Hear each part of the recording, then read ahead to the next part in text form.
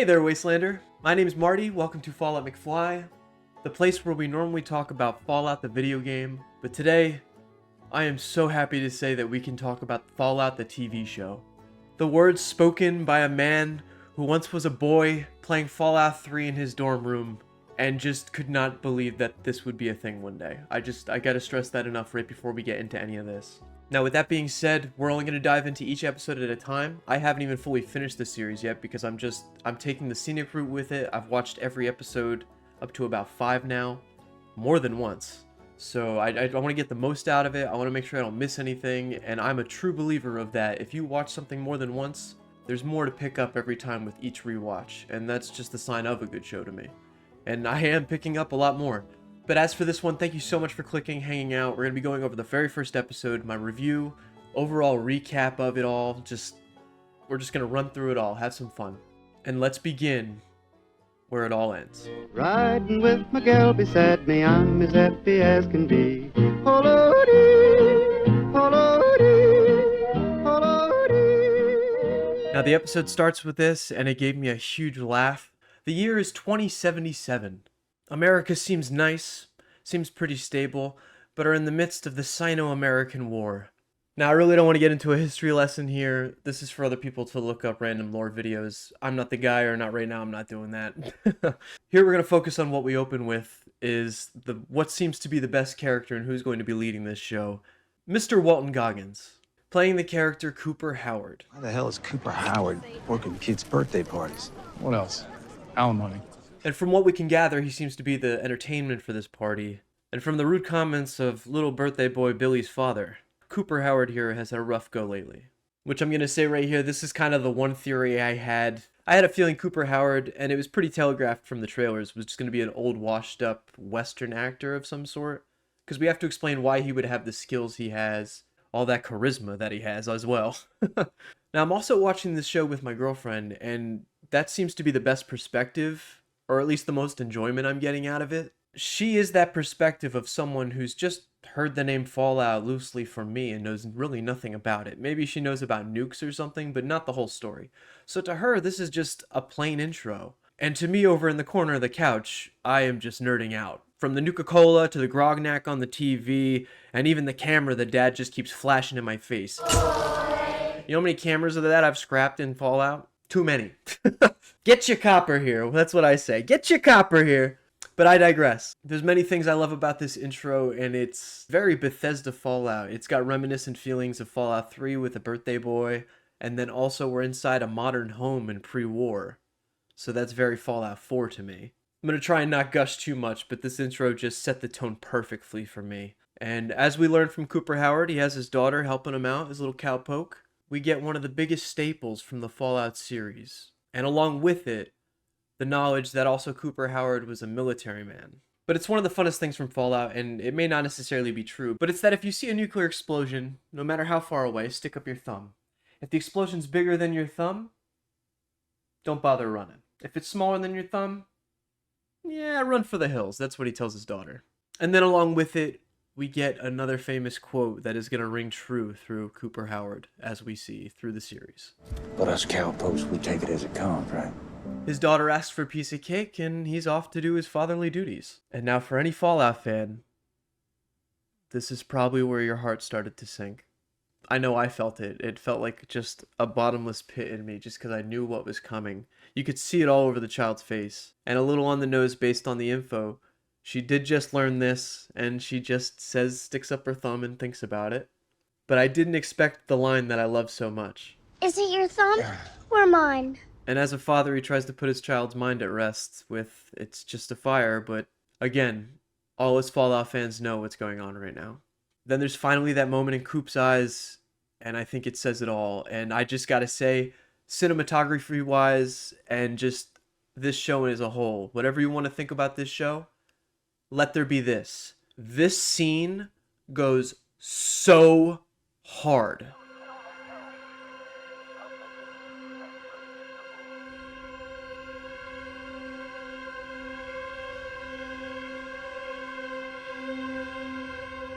Sorry, maybe I'm fanboying about it. That one hit me. And just then, the VATS kicks in and it's go time. Now, a lot of people complain about slow motion in shows. I think this is the type of moment, and we're about to move on to another one farther in the episode, that I think is very fitting for what it is. Because if it was in real time, you wouldn't feel it. You wouldn't feel the weight of the situation as much as it is. And then also you get to see so much going on because there's moving so slow and you get to pay attention to so much, whether it's Billy's dad punching out some guy to not get in the shelter, Coop hopping on the horse, or need I say the cars? Now, like every other Fallout installment, fast forward 200 years, but this specifically 219. This bringing us to 2296 and the farthest point in the Fallout timeline officially that we've seen. This is past 3, 4, so the Commonwealth's been saved. Or has it? What did you choose to do? And then enter our second character. And I gotta say, I do like how this episode did it. It really does like split it up. It's kind of like how I like to do my YouTube videos. Just title.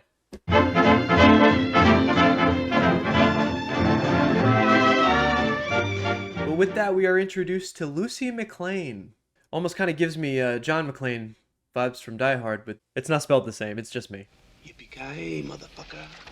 But as a great introduction, we get literally her explaining the lowdown of who she is, what she does, and the various things throughout Vault life, while she's also applying for what seems to be an interchangeable Vault marriage license, I guess. Each Vault has a different story to it, and we're about to find this one is a trifecta. That's one of the mysteries of the show, I guess I say, which is also the fun of it. Vault Tech is always a big mystery in the game, and thus should be in the show. And another point I'd like to just cherry pick out of there is that they show us that she's capable. That's great.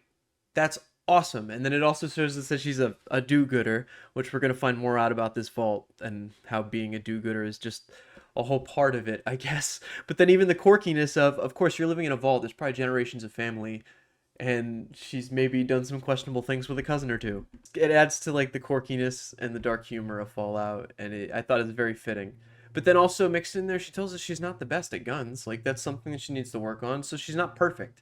She is the perfect mold for a hero character. And I don't want to hear anything about girl main character. I'm going to say it now. I don't want to hear it. We were able to be Nora in 4. You could have been a girl in 3. Like, what was the point? Sorry, it's not Lone Survivor. They never really had gender neutrality into it, you know? We're not even going to get into it. That's bullshit. But good news, this vault seems to have an overseer and a committee that handles things. So it's almost, for us Fallout viewers, it's like, all right, what's the problem with this vault? We're just like, all right, what's wrong here? There's got to be something wrong here. There's always something. And with that, marriage license approved and time to go get married, which seems to be some form of arranged marriage, I guess, with Vault 32. We even get to see that the same wedding dress is shared between each vault dweller. But as Lucy moves through the corridors, we get to see the lovely vault and all its glory. And even a lot of the mainstays of the vault, you can see it's a very tight-knit group of people. They're very big on agriculture. This seems to be a working bunch. You can even see their little pasture, which is projected onto the walls, I guess, to make them feel more open. I thought that was a nice little touch. But Lucy goes to meet her dad dressed up for her prearranged marriage, as the vault will go meet the people of 32 and exchange. But not without a few breadcrumbs to lead us into another clue. This is the daughter of an overseer, and he mentions that he came from Vault 31, and they're in 33, and it's when he met their mother, which also isn't present at the time. And then we also get this little bit, which when a show does this, that means there's more than meets the eye here. There's obviously some kind of mystery to her mother as well. And who is her dad? What does he really do? Where did he come from? What does he know? That's what I'm asking. And if there's one big gold star here I'd like to put on this episode, it is pacing. Because though we do need to keep it moving, they are establishing relationships with the best form of exposition, if you ask me. Because as we walk down this hallway, we find out Lucy has a brother. There's probably going to be more to this brother because he seems a little meek. Her father is the overseer. And then as we get to the door, we find the true love of Lucy, which also happens to be that cousin that we heard about. Lucy, I love you. It's very fun. It's very fluid. I couldn't be more happy about it. And as Jet says, he just cannot get that door working, man. He's just... Then Jet hits the button. Vault 32 opens up, and we are introduced and welcome Vault 32 members. And along with it, the info that they lost an overseer recently, which obviously turns a couple heads for us Fallout viewers. And we're also introduced to Lucy's betrothed, Monty, which is kind of funny because he kind of reminds me of what like a basic Fallout 4 character creator would be. Lucky.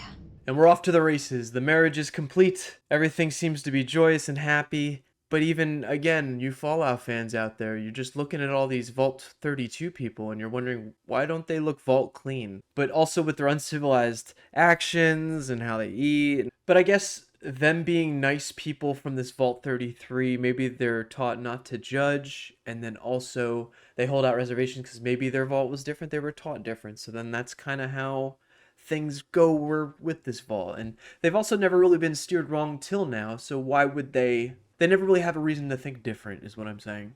But you can just tell Monty chose the evil playthrough. And enough with all that wedding stuff, it's time to consummate the damn thing, right? No, I'm sorry.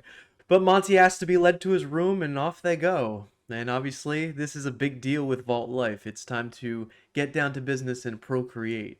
So of course they have their fun, and again, I was going to say for the end of the video to gush more about this, but the music in this show, oh my god, dude.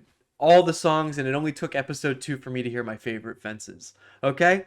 And I'm not gonna lie, Lucy might be my new screen crush. I think her name's Ella something. Very cute. But once business is finished, obviously we start getting a few of our reservations back, as Monty decides to clean himself off with a drape, followed by walking over to a sink and filling up a whole pitcher of water.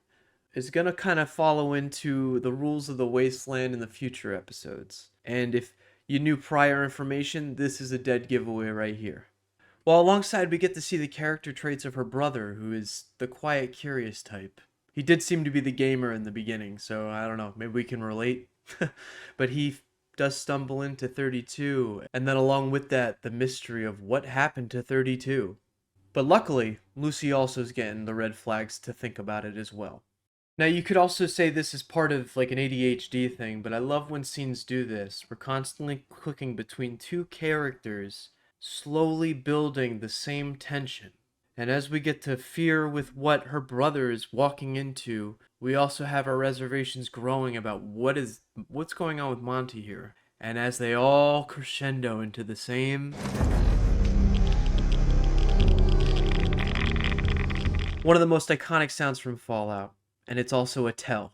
I love it. And we're not holding back any punches here. I really like this fight too. Like, she misses a lick, she gives him a lick, he throws her, he even stabs her at one point, showing that she is not capable of this. But she can actually whip it together if she needs to. And I'll tell you what, I will never scrap a pitcher again without thinking of this.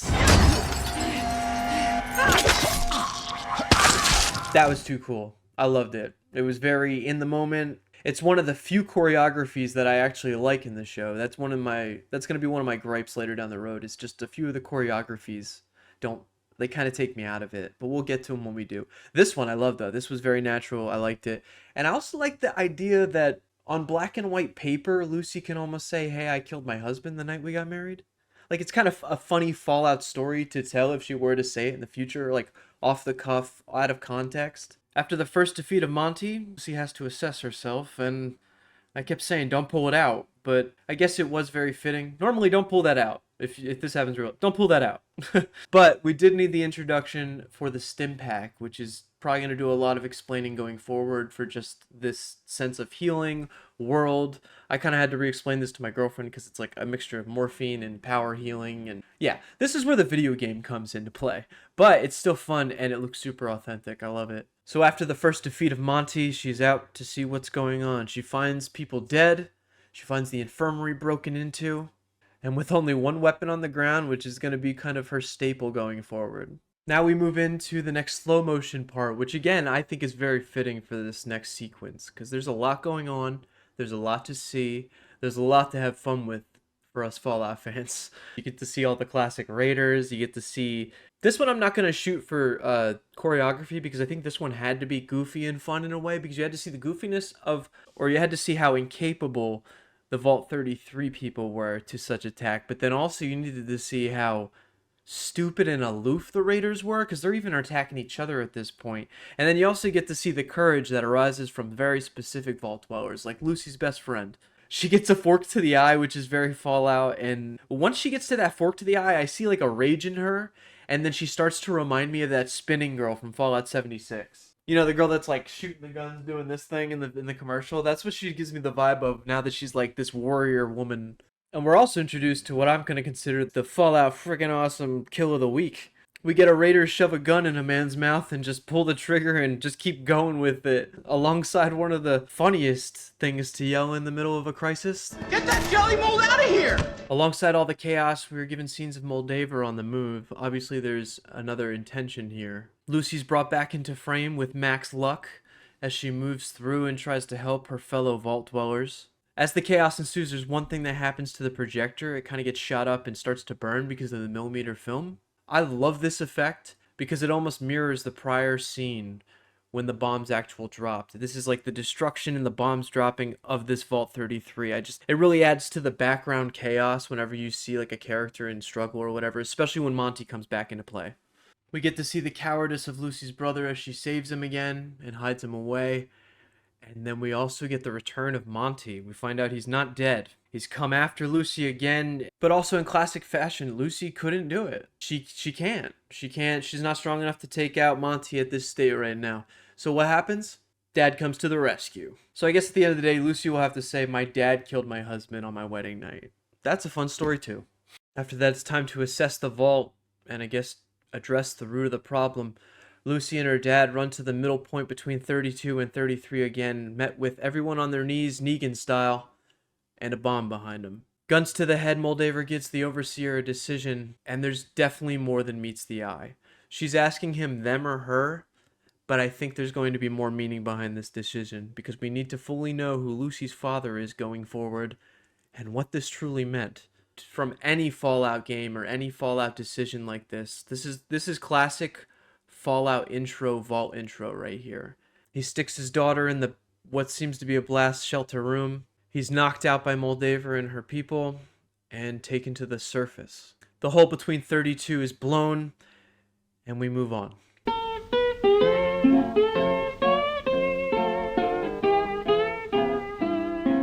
Now we move on to our third character and enter Maximus.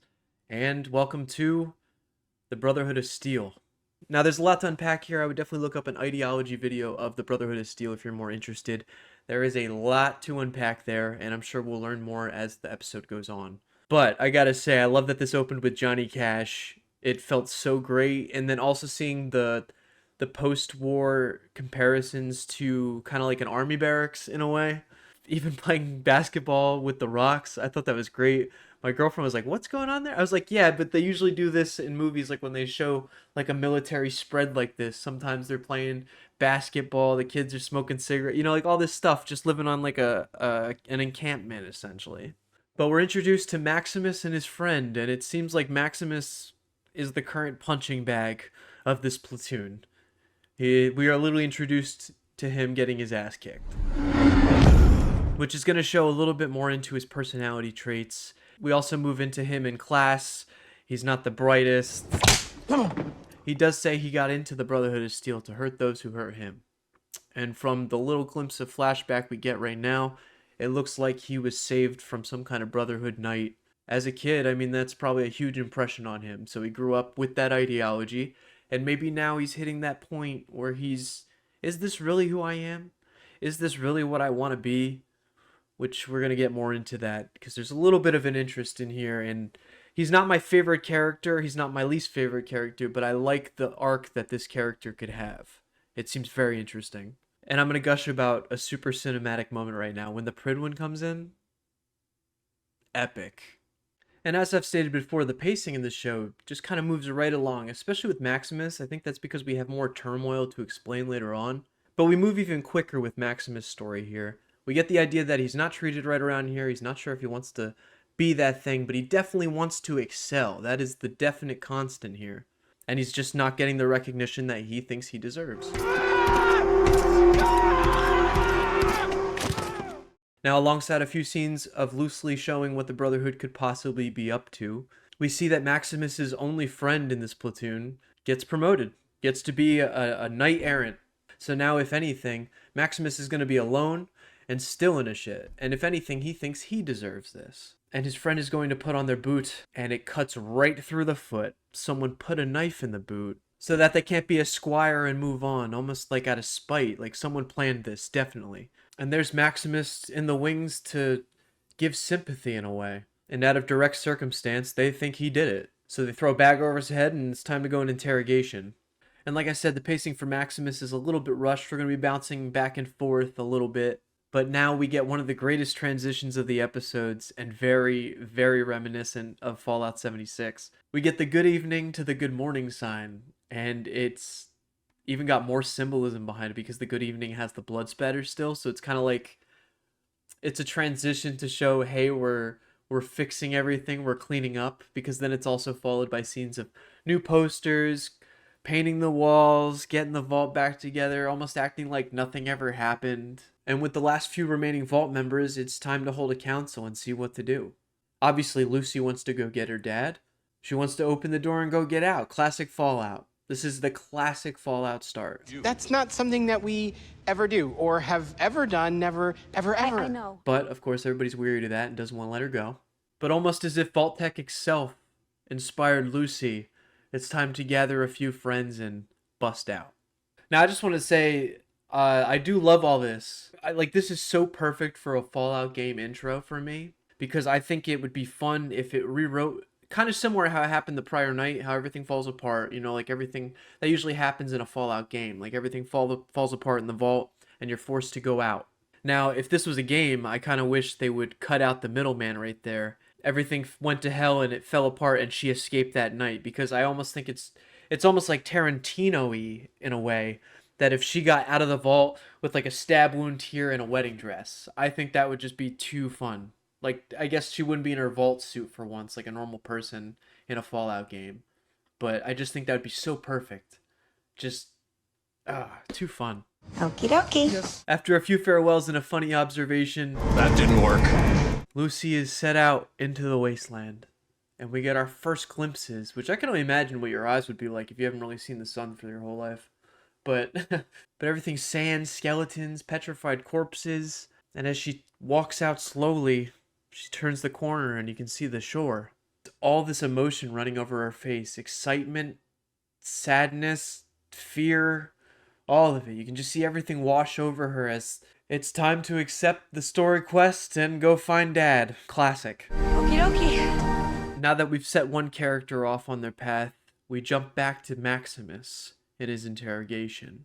Great acting. I don't even know this guy's name yet, but great acting. With every stomp of the T-60, you can feel the fear within him, and as if his head's about to ripped off, or he's not even sure what's going to happen to him. But at the same time, having to defend his case that he did not put the knife in that boot, whatever the case looks like. But ultimately, through it all, Brotherhood of Steel still needs a squire. But he's going to find out that it's not what he wanted, nor what he thought it was going to be. And with this news, he visits his fallen friend and tells him the same. And we get to see the induction ceremony of the Brotherhood of Steel, where it comes with a branding. And as you can see, some of the religiousness beliefs that have kind of woven itself within the Brotherhood of Steel, because they have a certain type of ritual before everybody goes. I did like this. It kind of shows and expands the culture of it all. This is really cool. And then also a crucial piece to the story that is about to develop, we learn the Brotherhood of Steel's target, which seems to be a scientist and a good boy. And with that, all the who's, the rahs, the ad victoriums, it's time to move on, as we've sent our second character now on their journey. That's one thing I did like about this full episode, is it's prepping everybody to set them on their road. The first and second episode are kind of like a package deal to sell the show itself, I would say. But this one fully establishes everybody on their path, and I really like it. But now I'm just going to say here, moving on, this is where the fanboy really comes out in me. This, moving on, is my favorite part of the episode. I'd say even one of the favorite scenes so far that I've seen from the whole show. This next upcoming scene is just some kind of kooky side quest plucked right out of Fallout, and it also serves as the reintroduction for our GHOUL character, Cooper Howard.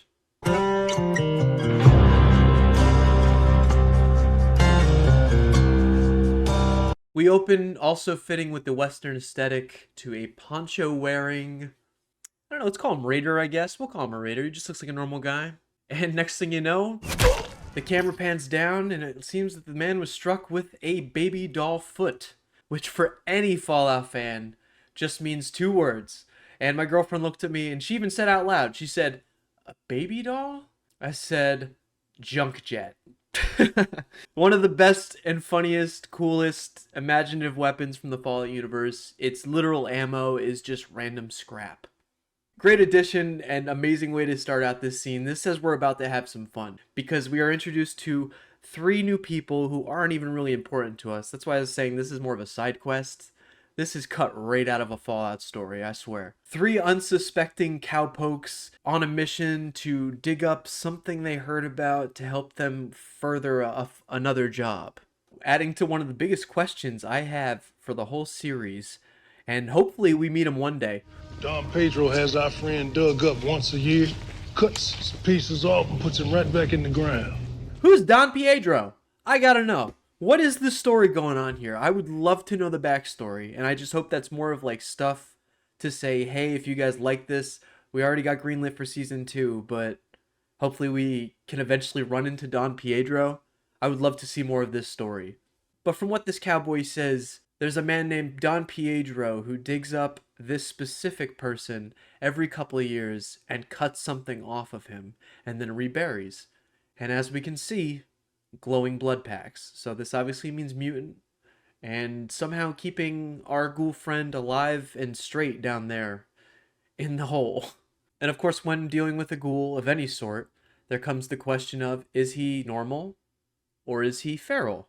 As we hear another one of many rules of the Wasteland. A feral ghoul can't abide a chicken. As they cautiously dig up and open the coffin, we get a very interesting reanimation scene as the man starts to, you know, he's gotta like, you gotta stretch it out, it's been a while under that hole, or at least when he's been dug up, he hasn't been getting out, I guess. 219 years of living, and God knows how long he's been in that hole for Don Pedro. That's why I want to know so much more about this story. I hope it comes back into play. But he comes out, and if there's one thing that a feral ghoul doesn't do, it's talk. So he starts saying words, and that doesn't seem to be the lay of the land here. Since he's talking, they're still a little bit unsure, and starting to wonder if this cowpoke is good or bad. And with that little hint in his eye, it's almost like they're getting the idea that this ghoul doesn't like to work with other people, let alone a smooth skin. With a slight mention of his past, that's all it takes for this ghoul to flip on a switch and tell him what's what. I do this shit for the love of the game. And in one fell swoop and showing his capabilities, he quickly dispatches the 3 people. And then kicking the 3rd one down the hole for Don Pedro to find out. So maybe Don Pedro will come looking for the ghoul, knowing that this whole thing has been dug up and ruined. I don't know. But I love this character. I love this reintroduction. Sending our 3rd character on his journey to hopefully meet up with the rest at some point. Then through this last scene, we also get more context of our overall arcing mission. We've been seeing the picture of the scientist and the dog, but now we get more context. And that is that he is an enclave scientist that is escaping to the west. And along with it, another familiar name that we learned from earlier in the episode, Moldaver. So as you can see, all our stories are starting to mesh together. And with that, we end our episode with one of the famous lines from the very beginning. Us cowpokes, we take it as it comes. What a mouthful. This episode, I'm giving a 9 out of 10. 1 for the introduction of Fallout. I think it did a great job of explaining all of its, well, even just like I've said before, the pacing and all the info it had to dump on us alongside all the fan service that was nicely put in there for all the little visual aesthetics. Visually, the whole thing looks amazing. They've definitely captured, I mean, there's going to be those people that are saying this isn't Fallout because those are the people that have played 1, 2. This is Bethesda's Fallout. And I was actually afraid at first that we were going to see more of 76 shining through in this show. But I actually get more vibes of Fallout 3 and 4. So I'm definitely happy about that. It's more of like the 76 aesthetic broke through more than the actual content, which I'm so much more glad of. And then I get more Fallout 3 vibes, especially with Lucy's story and stuff. I love all 3 characters, especially where I am right now. We're going to go episode by episode, but I love the development of each character so far. Still haven't finished it, but we're eventually going to get there. bear with me. I'm not one to pump out all these videos. I like to take my time. I want to watch each episode several times, fully develop the idea for it. But yeah, I'm giving this 9 out of 10 Nuka-Colas. The only gripes, again, I'm going to say the choreography, specifically in this episode, I guess on that last scene with the ghoul. The way he dispatches the three guys, I know we have to explain. And then also, I guess, some of the fight in the vault, but I kind of gave that a pass because it's supposed to be quirky. We're supposed to be the quirkiness and how incapable the vault dwellers are mixed with the raiders. I thought that was alright. But yeah, it's the choreography about how he dispatches the three guys at the end of the episode.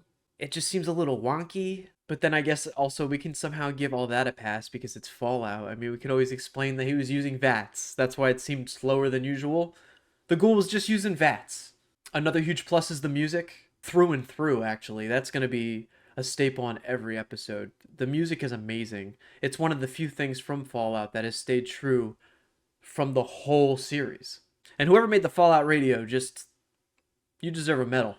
But that's all I got for this one. That's what I feel about episode 1. What are your thoughts? Feel free to leave them down below. I don't want to hear any of that woke bullshit, because I don't know what kind of woke shit you're talking about, I guess. As always, a like is always appreciated. Thank you guys so much for watching. But I will catch you out there in the wasteland.